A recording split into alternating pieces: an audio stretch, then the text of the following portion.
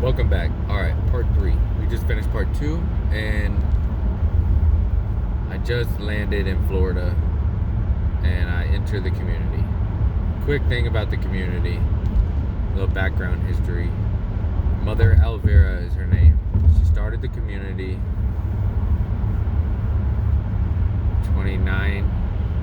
30 years ago, in Saluzzo, Italy. There was for years she would see the young children on the streets, the young boys, all their lostness in their eyes. And she prayed to God. She was a nun. She prayed to God that she said, basically, I want to take care of these children. I want to help show them that life is meaningful. She wanted to do something. So she entered into the convent, and they made her pray about it for 8 years. Finally, one day, they said, there's a little house, it's all run down, broken down, in Saluzzo, up on the hill, and you can do your thing. So she gathered up the boys, whichever ones wanted to come, and the goal in the beginning was to just fix up the house. A lot of the guys were handy, and they helped fix the windows, and they swept up the floors, and little by little, they put the whole house back together. And one day, one of the guys was like, what are they doing in there? So they went in there, and they were like, hey, what are you doing? And she's like, oh, we're praying, we're saying prayers. He's like, what is that? So she sits back and tells them, the praying is like talking to God, like in your own silence. And then there's prayers to say out loud as well. And just sit back and watch. He's like, all right, that's cool. So the guy sits back, watches, listens. He's like, okay. And so that's where like the prayer came from. The guys were interested in it. They wanted to know about it. So they would do their prayer. They'd pray a rosary in the morning with Mother Elvira and the other sisters that were there to help. And that's how it originated. Now around 30 years later, the community is in about 70 plus houses around the world. There's missions, there's houses all over, and there's 3 houses in America: Alabama house, Florida house, and then there's a girls house as well. And I'm so grateful and thankful that it came over to America, because the story goes, there was a guy, his name is Ben, and Mother Elvira had told the guys, they're like, you're going to go over to America, and you're going to open up the house, because they need help. So they come over to America, and the Americans couldn't handle the strictness of the way the Italians were doing it, or just the Italian way in general, the cultural differences, whatever. And so they called back, like, Mother Elvira, like, these Americans, they can't handle it. We gotta go. Like, this isn't working here. And she said, okay, I understand. If one of the guys stays, keep the house open. And Ben, thank you, Ben, he's the guy that stayed. He was the one American to stay, and I'm so grateful that he did, because maybe if he didn't stay, they would have packed up and left, and I would probably be dead by now. And so, thank you, Ben. But anyway, back into me entering into the community, I just had to take that moment to recognize and remember what is the beginning. And so I enter in, and this community, right, that's totally foreign to me. I have no idea what's going on. Here's your bunk. get the top bunk, you're a new guy, and you get paired up with a person. They're called your guardian angel. And for about the first month or so, you're stuck with them. They teach you the ways. They tell you about what's going on. They help you. It's a form of sacrifice for them to help you enter into the community, learn how things go, and to be selfless. So I was paired up with Baby James, and Baby James was super busy at the time, and so I got passed around a couple of people just to like, hey, I'm gonna be watching. It's like, it feels like a babysitter, but at the same time, it's totally necessary. Like, you have to do it. It just needs to be done. And so I got paired up with this dude named JD, super cool. He just came back from Medjugorje, was there doing the. They have a lot of plays over there. They do a lot of like theatrical stuff. Super cool. But anyway, he just got back. He's been in community 2, 3, 4 years. I don't know at this point. And he just had this big old smile on his face, and he was so happy. And I'm squeezing grape. This was around January. I'm squeezing what do you call them? Grapefruits and oranges with them, like by hand, making orange juice. And I'm like, dude, like, what's the secret around here? You know, like, you just came from Italy. Like, I want to go do that one day. And he's like,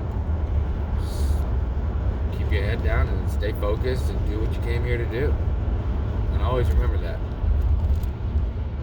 because I always wanted to go over to Italy and, you know, go overseas and see the place, see where it all originated from. But anyway, fast forward, it's tough. I got to kneel on these tiles. My knees are not ready to kneel. It's painful.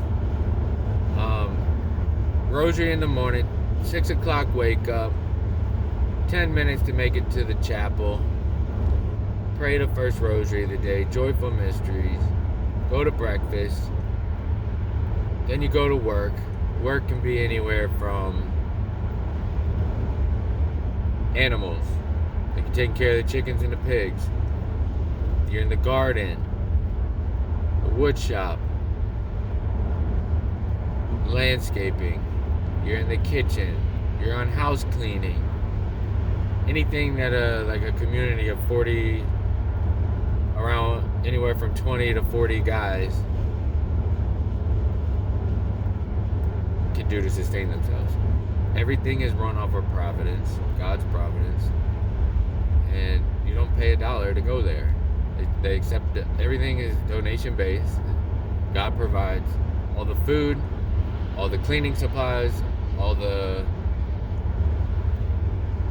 clothes. Everything is providence based, and it's a beautiful, beautiful thing. Amazing. So that's a typical work day. You go out, break some leaves if that's what's happening, cut some grass. I mean, just think about it. Anything that needs to be done on a property is going to be done. Then at lunchtime happens. Ding, ding, ding, the bell rings. Go eat lunch, then afterwards walk the rosary. Sorrowful mysteries. Then we go to, after lunch, we have to share, we get the opportunity to share with another brother, one-on-one. Mother Elvira said, it's better to share one-on-one with a brother than to have a group hangout. Having a group hangout allows for superficiality and so one-on-one, the most profound things happen. So I had to make sure I was scheduled, like, boom, scheduled with Frank on Tuesday lunch, and we also again do it after dinner.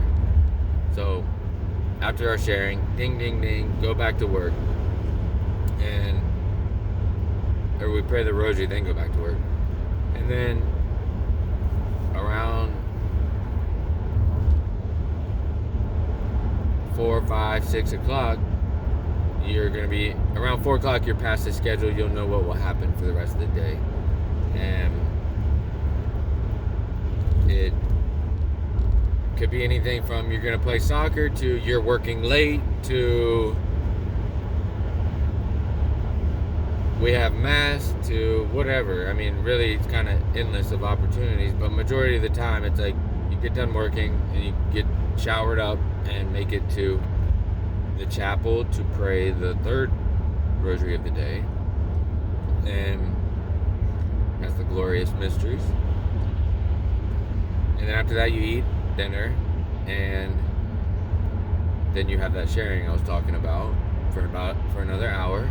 Share with another brother, because maybe he's been through something that you're trying to go through, or that you're going through right now, and so you're able to help. It's like it's a beautiful, a wonderful thing. And then you go back to the chapel maybe for a night prayer, and then go to bed. Lights out at 9 o'clock. And that's a typical day in the life of Community Chinakulo. Now, also, we have commitments, things that help us, like the growth that needs to happen, the change that needs to happen from within. We got to be held accountable. So we get in these groups of like 4 guys, 4 or 5, and we share on our past period. Could be anywhere from 2 weeks to a month, and then we get a commitment at the end of it, like I'm gonna be less prideful this month. What is it that? What am I afraid of? I'm really identifying it. Like maybe I should practice, or it would be I'm gonna practice confidence, whether that's at work or on the soccer field, whatever. There's a lot of commitments. Anything that anybody needs, basically in personal development, can be a commitment that will be given. But in the beginning, one is going to have to do what's called a stand-in state. And the stand-in state is literally like you literally have to stand. This is where I overcame a fear of public speaking. I could talk to a room full of people right now, no problem. But that's because of this stuff that I had to do. Anyway, we go to stand up at the table and be like, excuse me, I'd like to maintain my commitment to fill in the blank. And then you just, how did you maintain your commitment for the day? And then you sit down. And it's like, it's a very good way to get one to open up and to have to, get rid of that fear. Get rid of that fear of overcoming oneself. Anyway, so then next thing you know,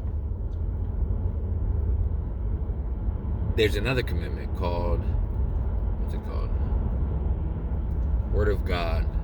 Word of God was a tough one because you had to literally share in front of the whole house, like on what you're feeling, like not just like, oh, I'm, yesterday I kind of did this and that. It's like you have to share your feelings, and I'm related to the gospel from the day before. Super difficult, but it's like you have to really get present because you got to remember your days. And so it's good training for being present in the present moment, to reflect back on your day and to be able to express it in front of a bunch of people at 6:30 in the morning. Whenever and it's by random, like you won't know until all of a sudden it's time. I mean, in the community, you kind of lose all of your, like, it's designed to help one trust. And so it's all trusting. Like, you don't even need a watch for the first 6 months, because you don't need to know what time it is, because everything's already, like, there's a bell when it's time to do something, or somebody's going to tell you. Like, you don't need to know what time it is. So you don't get a watch for the first 6 months. You don't get a watch unless you have one eventually. But that's another commitment, is, which was very good, the diary. So it sounds funny, but I would have to take, let's say I was doing the diary, right? So I would have to remember everything from the day, That's hard enough already, right? So back to that being present again. And then I wouldn't just write like, oh, I went to breakfast. Then I went to work and I raked leaves. Like, it's not a detailed list of what you did. It's a detailed list of how you felt with what you did. So like, oh, during breakfast, I was really having this thought back on, oh wow, I'm so grateful and thankful that I have this place to be. And no matter what awaits me in the future, I'm okay right now and I'm safe and it's a wonderful, beautiful thing. That's an example. Or, on the soccer field, I was living a lot of pride with fill in the blank because I'm super competitive and I want to win. Why do I want to win? I want to win because that's the point of playing sports. Well, why do I want to win so bad? Because I'm prideful and I want to win. And so it's like, okay, well, think about that, pray about that. Why do I want to win so bad? And it's because I didn't feel, at the end of the day, after a long time of thinking about it, it's because I was brought up that to win. I mean, there's only one reason why you play a sport is to win. I mean, why else do it? But like, I can also have a good time, be really good, and keep my mouth shut at the same time and still win. And so it's like, just learning that process, that's how I would overcome, that's how we overcome things, how I overcame something. And nowadays, it's like, it doesn't matter. Like, I'm going to do the best I can do, but I'm going to do my best and not be loud about it, as in like run my mouth too much in a prideful way, or anyway, potentially hurt somebody on the field. But another commitment that is super beneficial is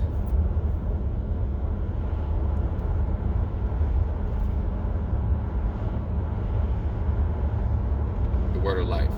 Word of life is where you take any verse from any part of the Bible and you relate it to your day before. And you have to memorize it.